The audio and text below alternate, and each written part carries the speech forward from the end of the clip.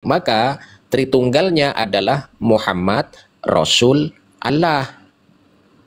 Yesus, Roh Kudus, Allah. Oke. Tritunggal yang Bapak pahami di dalam iman Kristen tidak seperti tadi, ya.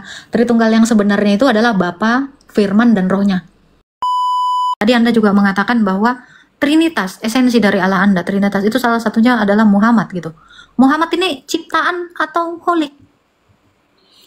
Jadi Nabi Muhammad ini adalah contoh untuk umat manusia. Maka saya nggak lari situ Pak, maksudnya dari esensi tadi. Ketika zat itu wujud ya, apakah zat itu tetap pada esensinya atau dia mengalami perubahan? Zat ini yang berwujud manusia mengalami perubahan. Namun yang laisa kamitslihi syai'un, alam semesta ini dia berdiri sendiri secara dohir dan batin. Maka kalau begini, Anda katakan, saya dudukkan dulu, host. Saya dudukkan dulu sebentar alam ya. semesta ini adalah Shalom Bapak Ibu Saudara-saudari terkasih. Selamat datang di channel Juru Selamatku. Sebelumnya jangan lupa subscribe, like, dan bagikan tentang kebenaran Tuhan kita yang besar, dahsyat, dan penuh kasih.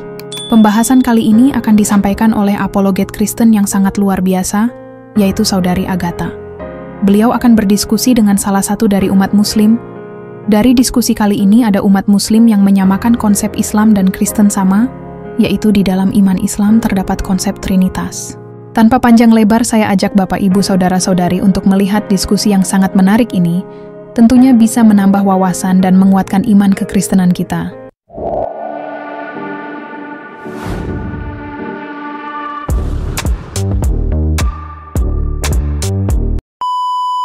ini kan tadi Pak Haibah yang menjawab dari pertanyaan saya. Nah, esensi dari Tritunggal itu, apakah kan kalau johirnya itu dari Muhammad tadi ya Pak ya? Iya. Trinitas yang dimaksud di laisa kamitslihi syai'un itu apa?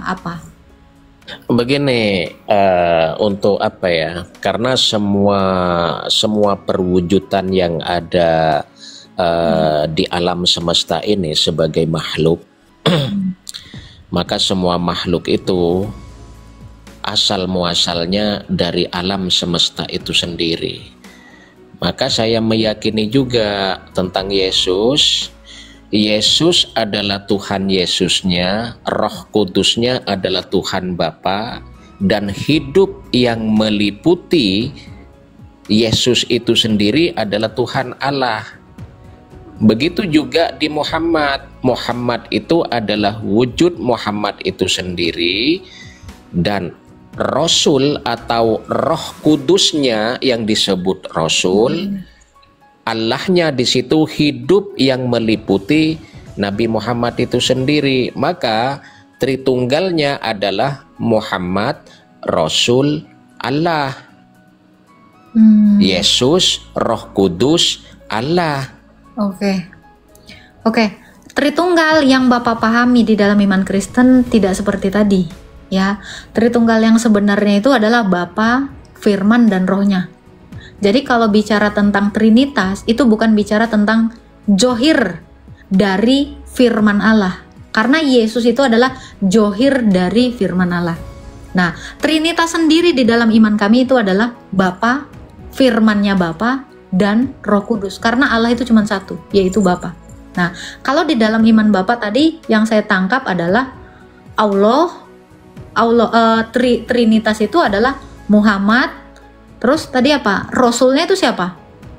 Begini host, sebentar ya. Jadi antara Nabi Muhammad dan juga Yesus adalah contoh bagi umat manusia.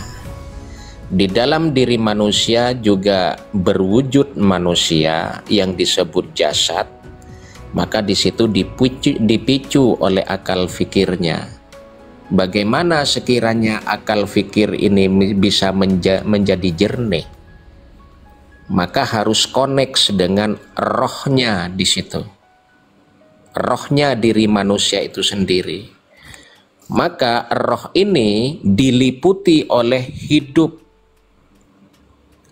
Maka antara jasad, roh di situ, dan hidup, setiap manusia itu punya. Maka asal muasal jasad Yesus, asal muasal jasad Muhammad itu sama. Asal muasalnya dari alam semesta itu sendiri unsurnya.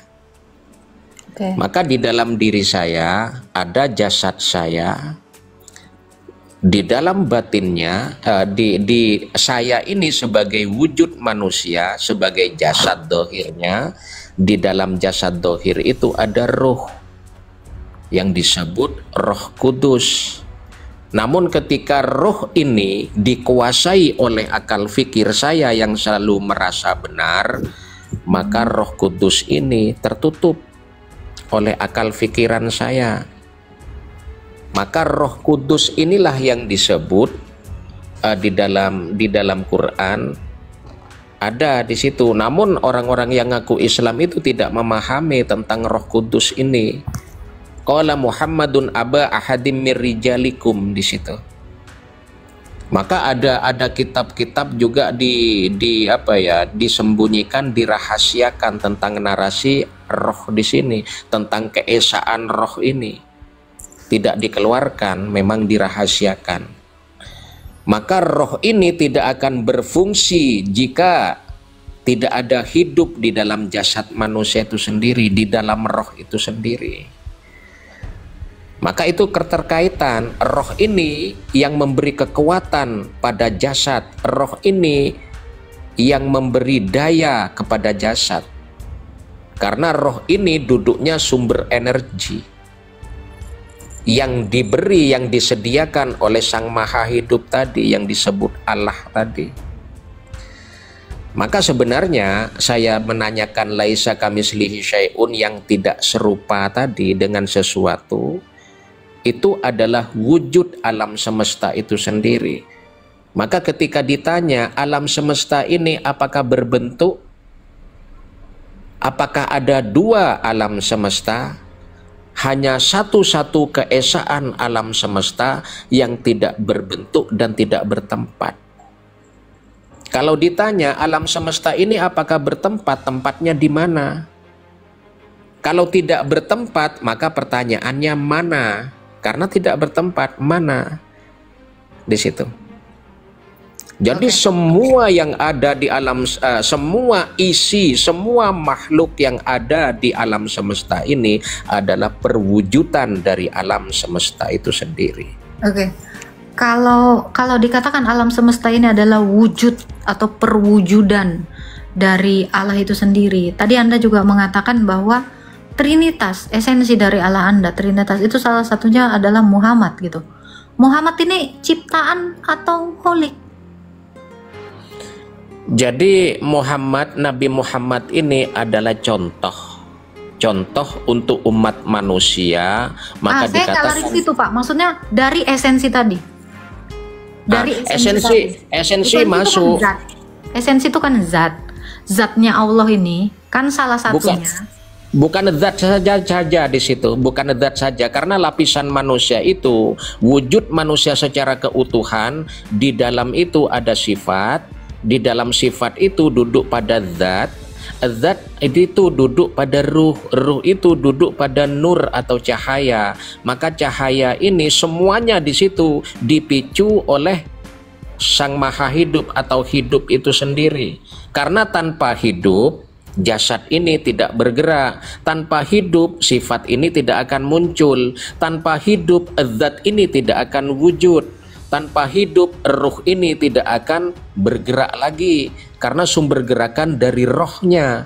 Maka roh ini tidak akan berfungsi ketika tidak ada nur atau cahaya lampu atau cahaya apapun. Ketika tidak ada hidup, maka cahaya ini tidak akan terang benderang. Maka semua itu menjadi satu kesatuan, diwakilkan kepada manusia di situ.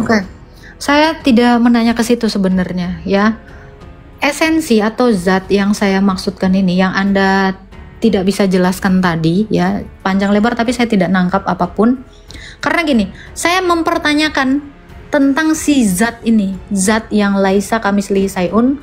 Maaf, ini mungkin saya sedikit ralat ya. Laisa kamislihi sayun itu bukan artinya Allah tidak menyerupai sesuatu apapun, tetapi sesuatu itu tidak ada yang menyerupainya. Nah, ini dua hal yang berbeda. Saya mau luruskan sedikit ya, karena juga saya sebenarnya memahami iman Islam. Jadi tidak ada sesuatu pun yang menyerupainya, berbeda dengan dia tidak menyerupai sesuatu. Sampai sini nangkep nggak Pak Haibah? Ya, saya nangkep kedudukan di situ, nangkep. Oke. Namun yang begini, mau saya tanyakan adalah zat itu sendiri. Zat itu sendiri yang Anda katakan Trinitas apa tadi? Yang pertama Bukan. Muhammad, lalu apa? Bukan zat. Di sini host ya. Maka zat ini sebenarnya sudah wujud manusia. Tapi kalau yang ketika zat itu wujud ya, apakah zat itu tetap pada esensinya atau dia mengalami perubahan? Zat ini yang berwujud manusia mengalami perubahan. Namun yang laisa kamitsli syai'un, alam semesta ini dia berdiri sendiri secara dohir dan batin. Maka kalau begini, Anda katakan, saya dudukkan dulu, host. Saya dudukkan dulu sebentar ya. Alam semesta ini adalah, enggak, saya cuma mau make sure aja, alam semesta ini adalah iya, makanya saya dudukkan ya. Yang disebut di dalam Islam itu Allah kan sudah bernama. Allah ini kan sudah bernama di situ. Maka zat ini wujud makhluk yang diwakilkan kepada manusia. Kalau alam semesta ini yang menguasai zat tersebut. Jadi alam semesta ini tidak bersifat, tidak berzat, tidak bernama. Itu yang disebut laisa kamitsli syai'un. Namun yang menguasai segalanya alam semesta ini. Siapa yang menguasai alam semesta ini? Alam semesta ini yang menguasai zat tersebut, yang menguasai sifat tersebut. Berarti alam semesta ini adalah esensi dari Allah Anda. Alam semesta ini adalah perwujudan dohir dan batinnya, karena semua makhluk itu asal muasalnya dari situ. Oke, kalau semua ini berasal dari langit dan bumi ini. Ketika kiamat langit dan bumi ini hilang, berarti esensi dari Allah Anda hilang gitu. Kiamat itu bukan berarti hancur, tapi kebangkitan. Saya tahu. Iya. Maka alam ini semua sebelum dia bangkit berarti hancur dulu dong. Berarti Anda mau mengatakan esensi dari Allah Anda pernah hancur. Alam karena semesta mau bangkit. Konsekuensi logisnya adalah tidak mungkin bisa bangkit kalau tidak mati dulu, kan begitu? Betul tidak? Alam semesta itu sendiri tidak akan hancur. Lalu bagaimana terjadi kiamat? Berarti tidak ada kiamat dong? Tidak ada kematian dong? Tidak ada kematian, hidup itu tetap hidup. Lalu bagaimana dengan orang-orang yang mengalami kematian? Itu kan makhluk. Jadi alam semesta ini kan yang membentuk manusia. Berarti manusia kembali menjadi tanah, betul kan? Karena pembentuknya ini adalah bumi dan air ini, gitu kan? Iya. Nah, bagaimana bisa dikatakan adanya kebangkitan kalau sang sumbernya ini tidak hancur dulu, tidak mati dulu, punah dulu gitu.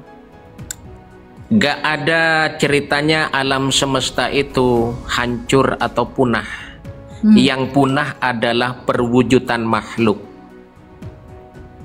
Kembali ke asal muasalnya dan dibangkitkan kembali di situ. Ya, berarti Anda mau mengatakan bahwa alam semesta ini adalah esensi dari Allah Anda. Maka batu-batuan gunung itu adalah Allah Anda. Begitu, kan? Tanah ini adalah Allah Anda karena itu adalah esensi. Konsekuensinya begitu, karena Anda mengatakan seluruh alam semesta ini yang gambarnya kayak Bapak ini, nih ya, ini adalah esensi itu. Kan itu yang Anda mau jelaskan kan? Makanya itu bersumber dari ini yang Anda pegang ini loh, bumi itu kan? Bukan itu. Lalu? Jadi semesta secara keutuhan. Jadi jangan nunjuk kepada batu atau apa. Jangan menunjuk di situ. Lalu Itu masih ranah-ranah makhluk. Jangan menunjuk kepada lautan, jangan menunjuk kepada matahari, jangan menunjuk kepada bintang. Karena Anda Semesta secara semesta itu apa? Semesta secara keutuhan tanpa batas dan tidak bisa dibatasi. Secara keutuhan dialah yang laisa kamitslihi syai'un, tidak bisa diseumpamakan. Apa itu? Ya alam raya ini, semesta ini. Loh, semesta ini apakah bumi ini bukan bagian dari semesta ini? Bukan bagian, tapi Ya bukan udah, semesta. Berarti kalau bumi dan segala isinya adalah bagian dari semesta ini, maka Anda mau mengatakan bahwa bagian dari zat Allah itu adalah makhluk. Makanya zat itu makhluk kalau alam semesta ini yang menguasai zat tersebut. Oh, jadi Anda mau mengatakan bahwa zat itu adalah makhluk? Zat itu sudah berwujud makhluk. Ya, ketika zat itu berwujud makhluk, saya tanya, sebelum berwujud makhluk, zat itu apa? Zat itu ya sumbernya dari alam semesta itu sendiri. Nah, Anda balik lagi. Karena alam semesta ini kan sudah makhluk. Bukan zat, tapi yang menguasai zat tersebut.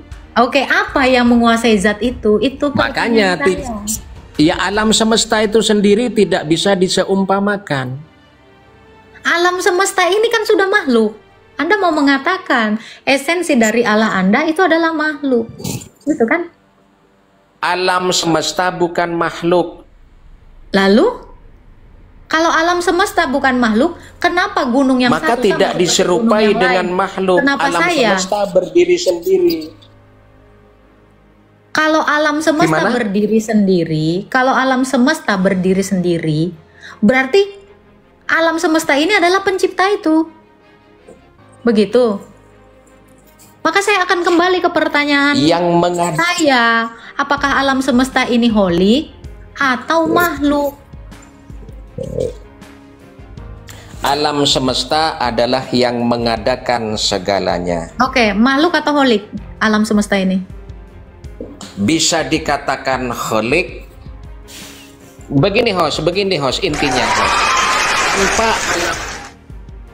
Tanpa alam semesta, apakah ada makhluk? Ada. Enggak ada. Ada, karena malaikat itu juga diciptakan Allah, bukan dari alam semesta ini.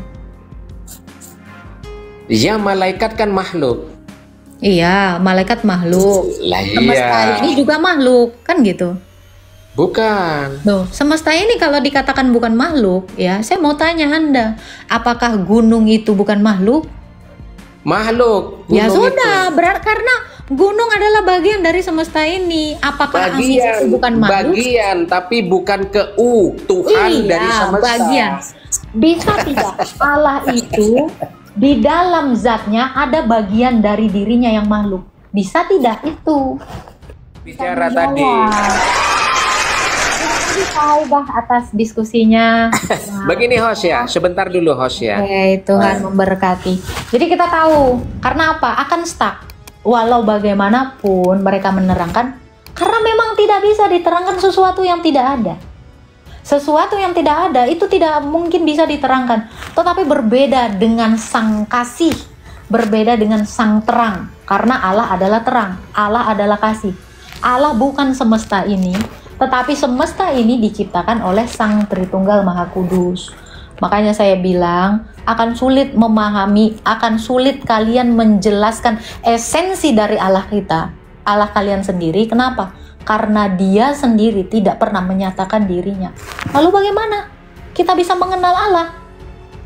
Kalau kita mau mengenal Allah dari mengenal alam ini, maka alam ini bukan perwujudan dari Allah. Di dalam iman Kristen, alam ini bukan perwujudan dari Allah. Saya katakan, karena wujud Allah itu adalah terang. Wujud Allah itu adalah kasih yang memang tidak bisa dihampiri manusia, namun dia bisa menyatakannya. Makanya kenapa Tuhan Yesus Kristus itu adalah terang yang datang ke dunia, dan dia menyatakan diri dalam rupa manusia. Seperti itu ya. Ini makanya sampai detik ini, dari agama manapun, dari golongan apapun di dalam iman Islam, dia tidak akan bisa menerangkan sang zat atau sang esensi itu. Ya, begitulah penjelasan dari Saudari Agatha. Bagaimana menurut pendapat Bapak Ibu, saudara-saudari setelah melihat video tersebut? Tentu kita semua pasti merasa terberkati dan juga menambah wawasan tentang juru selamat kita, yaitu Tuhan Yesus Kristus. Mari kita sama-sama belajar terus tentang kebesaran dan kebenaran Tuhan Yesus Kristus melalui video-video selanjutnya. Shalom, dan Tuhan Yesus memberkati.